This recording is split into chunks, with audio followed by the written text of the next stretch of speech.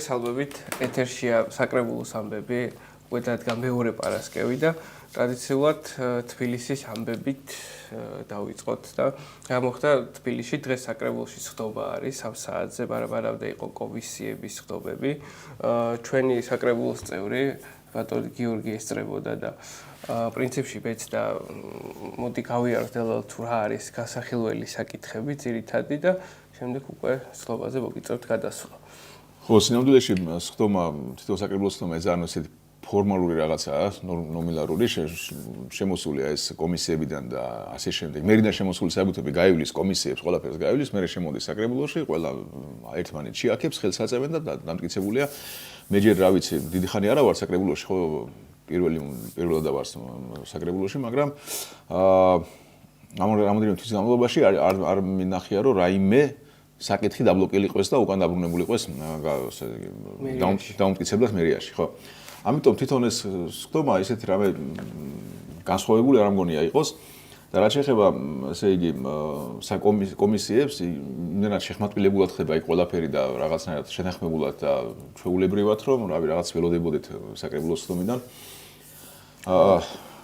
ეს თავარი საკითხი უთხრათ რომ 200 თითქმის 300 მილიონი ლარი გაიზარდა ბიუჯეტი თბილისის კი, თავარი ის არის დღეს რას დღეს განიხილავენ რომ აგერ ერთის არ გასულა რაც დაიწყო ახალი საფინანსო წელი და უკვე აგერ მეორედ ზრდიან ბიუჯეტ მანამდე რაღაც 17 თუ 20 მილიონი დაემატა ეხლა კიდევ 280 მილიონი ბოლო 300 მილიონი გაიზარდა თბილისის ბიუჯეტი შესაბამისად აქ არის მათ შორის იმედან რა ქვია ცენტრალური ბიუჯეტიდან შემოსული ტრანსფერები გრანტები ასე ისე და დღეს კიდევაც უთხარი იმათ კომისიის სხდომაზე რომ ნუ რავი ანდელზე შემოატრიალეთ მეთქი ღარიბს ვართმევთ ვიდარს ვაძლევთ თქო რომ რაღაც რეგიონებში რაღაც თერჯოლაში ზესტაფონში იქ კრიბავთ გადასახადებს და მე ამ გადასახადებით ვზრდით თბილისის ბიუჯეტს ვაფინანსებთ ასე იგი გაცილებით მდიდარ მოქალაქეებს ღარიბი მოქალაქეების ხარჯზე და არავინ არ აპირებს ამ ასე იგი მანკიერი პრაქტიკის დასრულებას აი არც კი ფიქრობენ ამ მიმართულებით, ხო?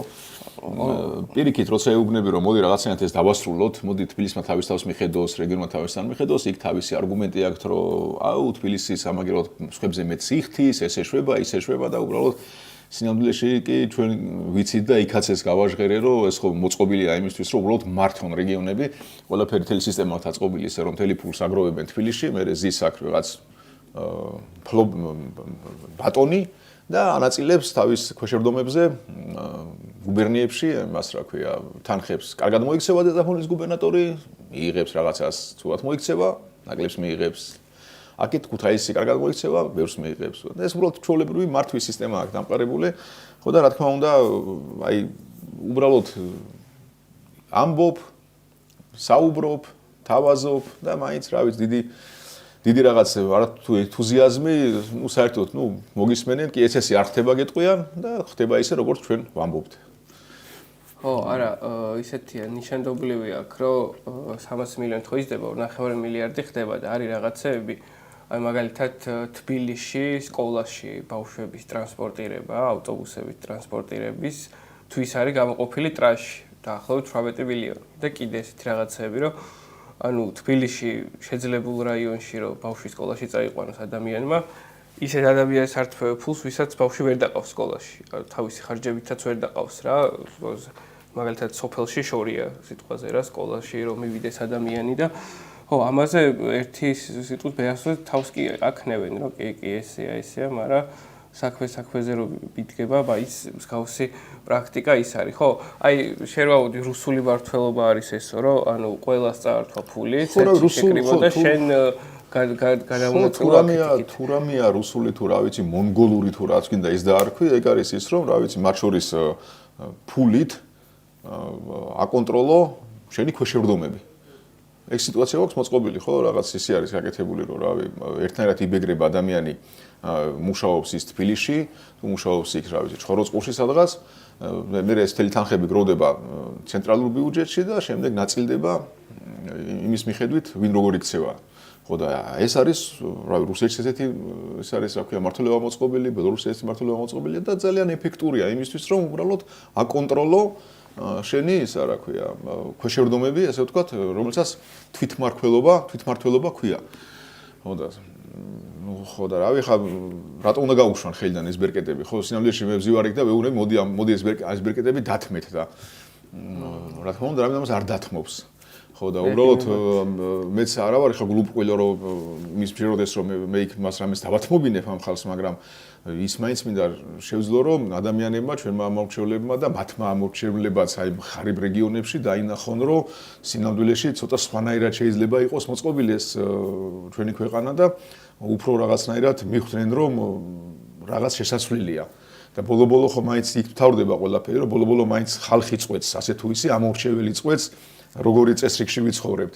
და დღეს ეგეც მითხრეს რა, ნახევრად ხუმრობით უთხარი, რომ მეთქი ხალხო როზი ხარ და ინაწილებთ ამ ფულს, წარხმეულ ფულს, გადაანაწილეთ, გადმოანაწილეთ, ოკეი, გასაგებია რომ მე სულ იმას რძევა რომ ნაკლები შევაგროვოთ და მეტი ფული დავუტოვოთ ხალხს ჯიბეში, მაგრამ რადგან აქ ვართ, სადაც ვართ და ვანაწილებთ, მოდი ისე გავაკეთოთ, რომ რავი, ჩემი 8% მე გავანაწილო. გავაკეთებ ამას საჯაროდ.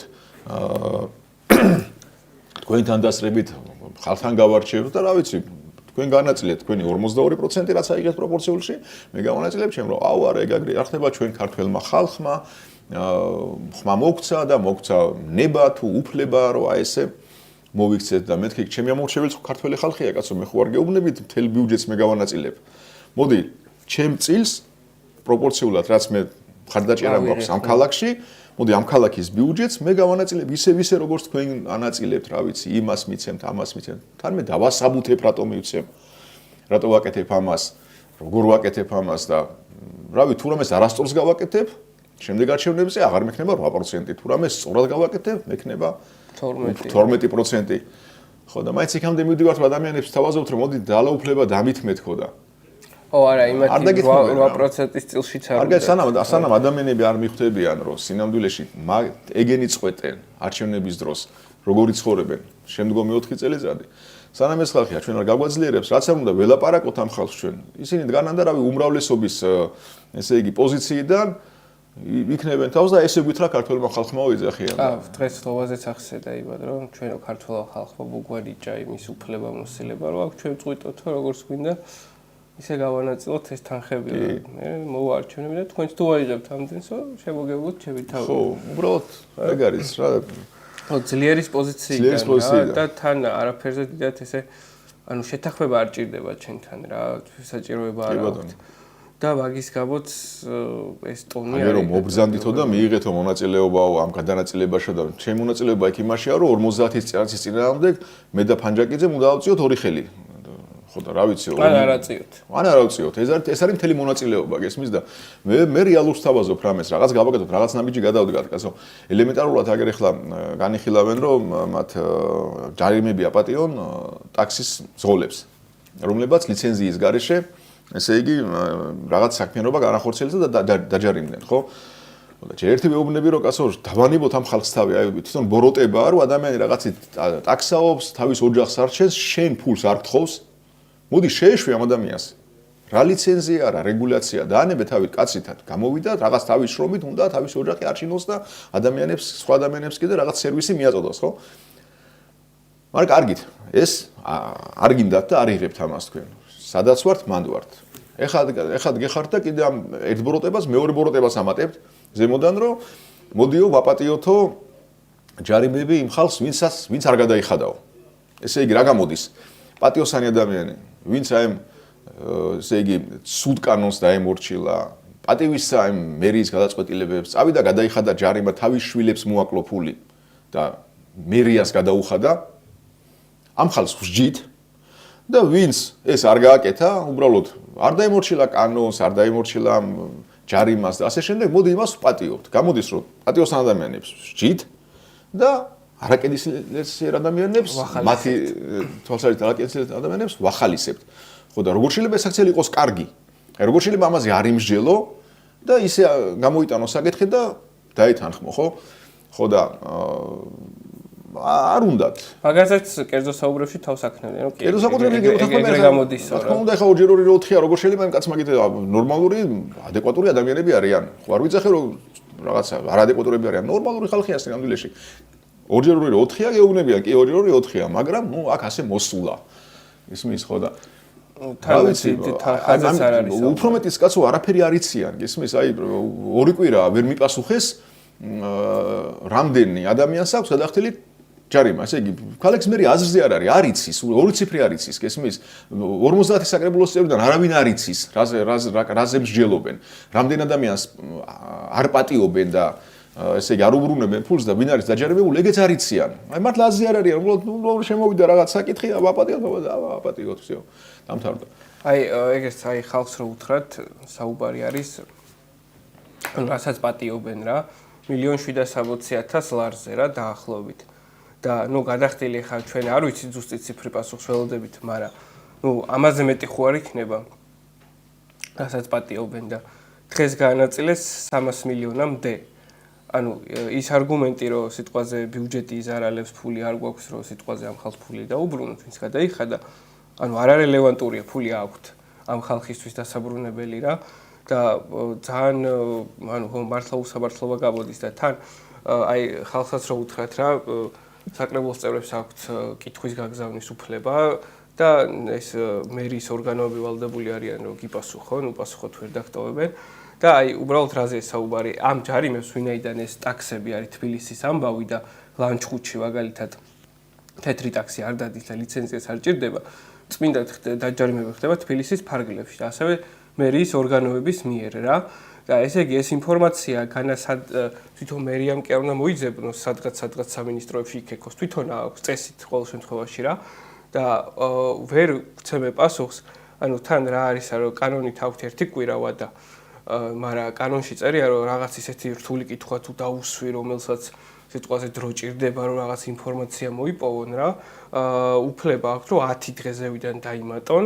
და ეს ვადა გამჩამში 17 დღე რა ხო და აი რა სირთულის კითხვა არის ესეთი რომ აი ეს ერთი კვირა არ ეყოთ ეხა 10 დღე კიდე ზევიდან უნდა დაამატონ და იპასუხებენ მე-18 დღეს არაფერ შუაშია სირთულობით არაფერი არ იციან არ აინტერესებთ გესმით არ აინტერესებთ არ იციან კაცო აი სამაგერო შეხედეთ დღესაც რამოდენიმე ობიექტი გამოიტანეს აქ კოეფიციენტი გაყიდეს 200.000 იქ გაყიდეს კოეფიციენტი 9 მილიონად აი ეს ხო კარგად ეს კარგად იციან გესმით სადაც ფულს იღებენ და ყიდიან მას კოეფიციენტებს ნებართვებს პრივილეგიებს ასე შემდეგ ეს ყველაფერი დალაგებულია ჩვენად იციან აგერ 29 საკითხი გამოიტანეს რავი 15 წუთში საიკითხეს 29-დან 16 მინიმუმ ეგეთია რა. კი ბატონო, ხო, ამან 200-ს გადაიეს, მან იქ დაჟე ის მოვიდათ რაღაცნაირად კამათი ერთმანეთში რომ აუ ამდენს რო გაყიდთო ჩემ რაიონში გაყიდათო კოეფიციენტებიო, ჩვენაირად ვარ დაახარჯეთ ფულიო, იქ რა დაახარჯეთო, აქ რა დაახარჯეთო, ვერ გადაინაწილეს.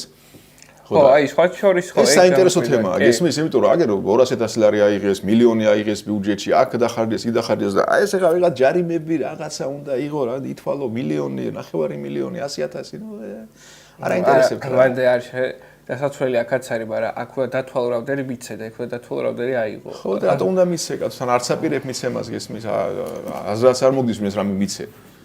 ხო, აი ბაგაბავზე რომ ეს კოეფიციენტებით ასე ვთქვათ ვაჭრობა არის, ანუ ესე რო კითხო ლეგალურია და პრინციპში კანონს არ ეწინააღმდეგება, რომ ეს სიტყვაზე რაღაც ზონაში თუ არის დაშვებული კონკრეტულ კოეფიციენტზე მშენებლობა, აი რაღაც 10 სართულიანზე მეც ვერ აშენებ, ბიუჯეტში ფულს იხდიან და სიტყვაზე იმატებენ 2-3 სართულზევიდან რა. ხო და ანუ ეს ახლა ისეთი ოფიციალურ ბიუჯეტში იხდიან და ისეთი ამბავია, მაგრამ ათო რა არის იქ ყველაზე არასწორი გაправებაა გესმის რა რაღაცას ეუბნები აი ეს კანონით ვაკეთებ თამაშ ჩვენ და კაცო ეს კანონი ჯერ შენ დაწერე მე მიდიხარ და ამ კანონს აკეთებ ხო და რა ვიცი რა გაправება ეგ არის კაცო თუ შენ ვინმემ დაგაძალა უკვე თქვი რომ მე კი არ მინდა ამის გაკეთება მაგრამ აი ცულმაბიძიამ დამაძალა ხო და შენ თვითონ დაწერე კანონი შენ თვითონ მე ამას ასვლა შენი კანონი შენ თავს შესაქციელს იპრავებ ხო და რა ვიცი ახლა ნუ ერთ-ერთი თუ არ ვზები ისნის რაიონის მაჟორიტარი იყო რომელიც ამერი სამსახურიდან მოსულ ადამიანს ასე ვთქვათ ეკამათებოდა რომ თქვენ რო კოეფიციენტებს რო ყიდითო რა და ფულს რო იღებთ ამაშიო ამის დიდი წილი ჩემ მაჟორიტარულ ოლქზე მოდის ანუ ჩემთან ყიდითო და მეო აქედანო ნუ მე რა გამგეობას აქედან თეთრი არ შეხვედრიაო და ჩვენ ამაზე შევთანხმდითო წილი გვიდა იქიდანო რა თუ ეს ერთ სართულის დამატება ამ ზონაში რაიმე ცუდს ნიშნავს ხო ის რატო ხდება კარგი როცა ადამიანი 200-ს გიხდის თუ 200-ს არ გიხდის აი როგორ იხსნება ეს გესმის? ხო, ანუ ლოგიკა არ არის კოეფიციენტების დადგენას ის მნიშვნელობა აქვს, რომ რაღაც კონკრეტულ რაიონში სიტყვაზე ამაზე მაღალი სახლის აშენება საშიშია. და თუ საშიშია ფულის გადახდისფერი რატო არ არის საშიში და თუ არ არის საშიში ისედაც რატო ახდევინებ ფულს და ბარებ 26-იანი ააშენოს. კიდე თუ უფრო სიღრმეში ჩავყვებით მაგალითად ხო განვითარებასაც აფერხებს. აი მაგალითად არის რაღაც მიწის ნაკვეთი რომელზეც შეიძლება 6 სართულიან სახლს აშენება. მე ვიდა ბიზნესმენი დაითვალა რა არის ეს მიწის ნაკვეთი, რამდენ მოგებას ნახავს 6 სართულიან აშენება, ხედავს რომ არ არის მომგებიანი და სულ არ იქნება არც მოვიდა აზრად რომ წავიდეს და მერიისგან იყიდოს კიდე 6 სართული. აი იყო კანონი, გადაშალა კოეფიციენტები, დაუძახა არქიტექტორს, გამოთვალა და არ აწყობს რა და დაანებად გაჩერებულია და თუ ადამიანმა იცის რომ შეიძლება ვიღაცასთან წავიდეს, მოილაპარაკოს, შეუთანხმდეს, ისა, იყიდოს კოეფიციენტები, ოკეი. მაშინ აშენებს. მან ნაცნობების სჭირდება, იმიტომ რომ ესე მაგალითად ხანდახან არის ჩვენ ხო გვაქვს გენერალური გეგმა ქალაქის. მეტი მაგათ რა უთხარი, მაგრამ ხო ქალაქის დასამარების გეგმა. და ამ გეგმაში არის იმდენი ცვლილება შესული, რომ ის გეგმა აღარ ვარგია. ხო და ანუ შენ უნდა ყავდეს ვიღაცა, ანუ შენ უნდა იყო გარანტირებული, რომ ყავს ვიღაცა, ვიც დადგენილება შეგიცვლის საკრებულოში, რომელიც აი ამ კონკრეტულ ადგილას, რომელიც სიტყვაზე რაღაცა ის სატრანსპორტო ზონა ან სარეკრეაციო ზონა, ამას შეუცვლის და სატრანსპორტო ზონა უცებ გახდება დასახლების ზონა ან რაღაც სამრეწველო ზონა და ანუ ამის გარანტია შე თუ არ გაქვს, იქ საქმეს არც კი დაიწყებ. 29 საკითხი და ახლა უყურებ და უმრავლესობა ეგ არის და თან სხვათა შორის მე არ მახსენდება ანუ ფორმალურად ხო საკრებულოს ფუნქცია არის, რომ რაღაც საკანონმდებლო ჩარჩო შექმნას და სიტყვაზე მერის, ანუ აღმასრულებელი, ქალაქის აღმასრულებელი ხელისუფლება აკონტროლოს რა ბჭყალებში. ნუ ესენი არაფერს არ აკონტროლებენ, მაგრამ იდეაში რა მე არ მინახავს არც ერთი მერის ავტორობით შემოსული დადგენილების პროექტი, მათ შორის კოეფიციენტების გაზრდა, ფუნქციონირების შეცვლა, რომ მაგალითად სატრანსპორტო გადააკეთოს სარეკრეაციო და ასე შემდეგ, რომელიც საკრებულმა არ გაითვალისწინა. ანუ მერიამ რაღაც დადგენილების პროექტი გამოიტანა საკრებულოში, რომ გვინდა რომ აქ აშენდეს 26 სართულიანი სახლი, ან ეს აღარ იყოს სატრანსპორტო ზონა. აი საკრებულოს ერთი შეთქვა არ მახსოვს, იმ მოკლე ხაშია ცაქვა, რასაც ეთქვა რომ აი არა, აქ ამას ვერ ვიზავთ, მეგობრებო. ანუ და არის ბლოკება რა, არაფერი. იდეაში არც არავის ხო კითხულობს, არც არავის ხო არ აბოწმებს. იქაც აი პასუხი არის რომ საკრებულოს ხდომაზე სიტყვაზე რომ კითხავ რომ ამ საკითხს ესე ჩქარა რატო გავდივართ ხო დრო არის საჭირო რომ განვიხილოთ ისე პასუხობენ რომ კომისიებზე ეს კაცო კომისიებზე განვიხილეთო რა ხო ვართ კომისიებზე აი იქაც ხო იგივე და ირად ხდება განხილვა რა ანუ გონში არ არის არავინ რამოდენიმე ადამიანის გარდა აი კონკრეტულად რა ხდება და როგორ უნდა გააკონტროლო ნუ ეს ძალიან ისეთი კიდევ ერთხელ გამეორდები რომ ამ 2-3 თვის მანძილზე არ მახსოვს არც ერთი საკითხი რომელიც გამოვიდა სტომაზე და ჩავარდა კენჭისყრის დროს. ნუ უთხრეს რომ მერია თქვენ ამას ვერ გააკეთებთ. კი ბატონო. ხო და თუ დამოკიდებულებაც ისეთია რა ეხა რომ მოდიან ხოლმე ბერის წარმომადგენლებია თვითონ კალაძეც რო მოდის ანუ ისე აი რო შეხედო რა ისეთი დამოკიდებულება რომ აი ამათი უფროსი მოდის და არა პირიქით. ანუ რაღაც აი სულ მოწიწებით, აბა შენგენაცვალე რაღაც ისა რომ ეგრევე იერარქია იგრძნობა რა, რომ საკრებულოს წევრები თავს უფრო დაბლაგრძნობენ ვიდრე მერის წარმომადგენლები. და ამ პოზიციიდან უყურებენ, ანუ ესე შეღაღადებენ რა. ხო ნუ არ ვიცი, მე მას პერსონალურად ყველაზე ვერ ვიტყვი, ჩემ თავზე ვერ ვიტყვი, რავი, დათოზე ვერ ვიტყვი, ბევრი მეზე. ნუ არა, ჩვენზე არ ჩვაბობ. თუ საქმეებს შევხედავთ, ფაქტურად რა ხდება, ხო, რომ ყველაფერზე თანხმობა და ქებადიდება მიდის მერის, ნუ სავარაუდოდ ეგრეა. კი. და ხო, არა, ჩანს კიდეც ანუ კალაძეც რო მოდის თუნდაც ვიღაცა მოდის, აი რაღაც აი რომის პაპირო მოვიდეს და ხალხი რო დახვდეს, რაღაც ეგეთი ის არის ხოლმე რა. ეგეთი შეიძლება ეტიკეტი იყოს, მაგრამ ნუ სინამდვილეში კი. ოკეი. ანუ ეტიკეტზე მეტი არის ის მეტი კითხავ, იმიტომ რომ ეგეთი ეტიკეტი არ არსებობს, რომელიც იმას იზავს რა, გავალდებულებს და რავი, აგერ ნახოთ ჩვენ ყოველ შემთხვევაში იქ ბატონი გაიოზი რო იყო მოსული, ეს არის საფინანსო საქალაქო სამსახურის უფროსი, დაგვპირდა რომ ბიუჯეტი კიდე გაიზრდებაო. რაღაც პროექტები მაგალითად ტრანსპორტი, ავტობუსები, სატრანსპორტო ინფრასტრუქტურას, ამას კიდე გავზრდით ხარჯებსო, ანუ როცა გამალობაში კიდევ და კიდევ განხორციელდება ტრანში, მათ შორის ავტობუსების შესასყიდადაც და ну ეს ტრანში რა თქმა უნდა რომ იქიდან მოდის ცენტრალური ბიუჯეტიდან. და რავი დახოთ აგერ აღდგომა და ხვალეო და ну პრინციპში 2.5 მილიარდი ბიუჯეტი უკვე რეკორდი არის თბილისისთვის რა, ამდენი არასდროს არ ქონია. უბრალოდ ის მიდგომაც რომ ბიუჯეტი გავზარდეთ არის მაინდა-მაინც დადებითი. აი ეს იქნებ რაღაცაერთ მოვარყიოთ იქ, რომ ანუ იდეაში ნიშნავს რომ უფრო მეტი წაართვი ხალხს. კი ბატონო. ვცდილობთ. რავი, ნახოთ. კარგი, მადლობა. აი, ეს იყო, მოდი, ისე რა ქვია, წარმატებები დღევანდელ სხდომაზე და მომავალ შეხვედრამდე მეგობრებო.